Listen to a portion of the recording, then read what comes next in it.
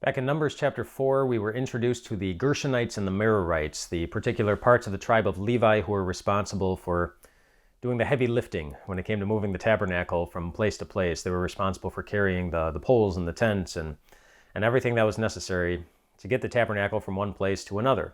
A lot of heavy work. In Numbers chapter 7, those who were responsible for the heavy work, they got some help. As they were dedicating the tabernacle, some gifts were offered to the tabernacle, some heavy-duty carts and some very strong oxen. And Moses took those carts and oxen that had been dedicated to the tabernacle, and he gave them to the Gershonites and the Merarites as a way to help them with their heavy-duty lifting. And I bet they were really, really glad to see those carts and those oxen, because I bet their heavy loads they just became heavy over time. And we can know that feeling. And we've talked before about burdens and the burdens that we carry, but even just the day-to-day responsibilities that you have, they've become, in some ways, even more difficult than they used to be. It was already difficult enough knowing the lengthy list of responsibilities that you have. If you have a job, just doing your job well every day after day, working with other individuals that you need to rely on in order for you to do your job well, and who are relying on you to do your job well.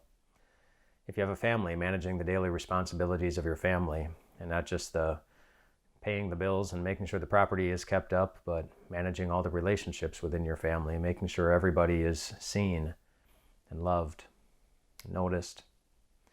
You have a community that's hurting in a lot of ways, and we have a responsibility to reach out to them and to find them.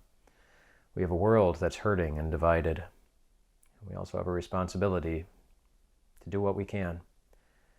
It's a world that's full of pain.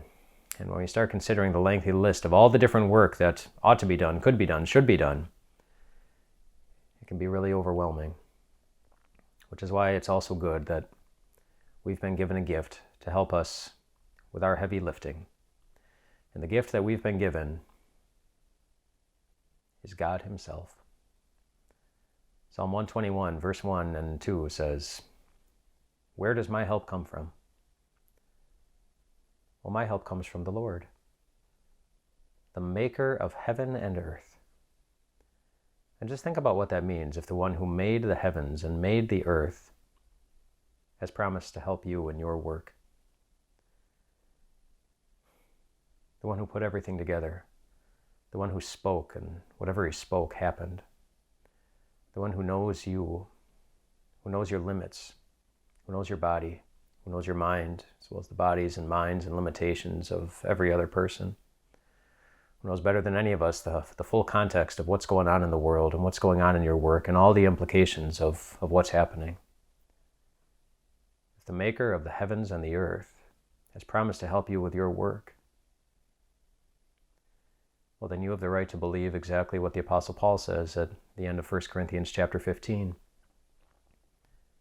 And your work, whatever it is, will never be in vain. In 1 Corinthians chapter 15, that's the chapter where the Apostle Paul talks about the significance of Jesus' resurrection, somebody who was strong enough to beat death, somebody who was loving enough to pay the cost necessary to beat death. And if that person has promised to be your help day after day, in every task, in every way, even if your work feels more like labor on some days, you can still jump into it, or crawl into it, or fall into it, knowing that it's never going to be in vain. Never.